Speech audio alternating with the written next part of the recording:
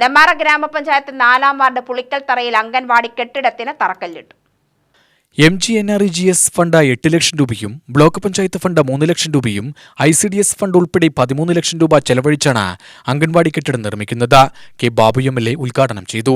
ഒരു ഭരണസമിതിയിലെ അംഗങ്ങൾ എന്ന നിലയിൽ കൂട്ടായി നടത്തുന്ന പ്രവർത്തനത്തിന്റെ മികവ് അത് നമ്മുടെ ഗ്രാമപ്രദേശങ്ങളിൽ പ്രതിഫലിച്ച് കാണുന്നതാണ്.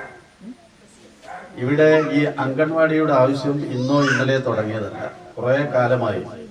രാജി ടീച്ചറെ കണ്ടാൽ അപ്പോൾ അവരുടെ അംഗൻവാടിയാണ് ആദ്യം ചോദിക്കുക. അങ്ങനെ ഒരുപാട് നാട്ടുമ്പുറത്തുകാർ പറയുന്നത് പോലെ പൊറുതി മുട്ടിച്ചിട്ടുണ്ടാവും പ്രകാശനെ. അതുകൊണ്ടാണ് ഗ്രാമപഞ്ചായത്തിന്റെ ഫണ്ട് വളരെ കുറവ് ഒന്നുമില്ല. അപ്പോൾ ഇപ്പൊ തൊഴിലുറപ്പ് പദ്ധതിയിലും ബ്ലോക്ക് പഞ്ചായത്തിന്റെ 3 ലക്ഷവും അതുപോലെ തന്നെ ICDSൽ നിന്ന് ലഭിക്കുന്ന ഫണ്ടും ഉപയോഗപ്പെടുത്തി ഏകദേശം 13 ലക്ഷം രൂപയുടെ അംഗൻവാടി കെട്ടിടത്തിനുള്ള തുടക്കം ഇന്ന് കുറിക്കുകയാണ്. അതിയായ സന്തോഷമുണ്ട്.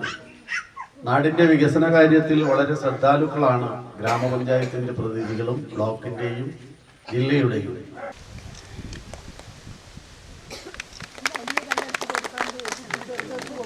Panchayat vice president C. Prakashan അധ്യക്ഷനായി.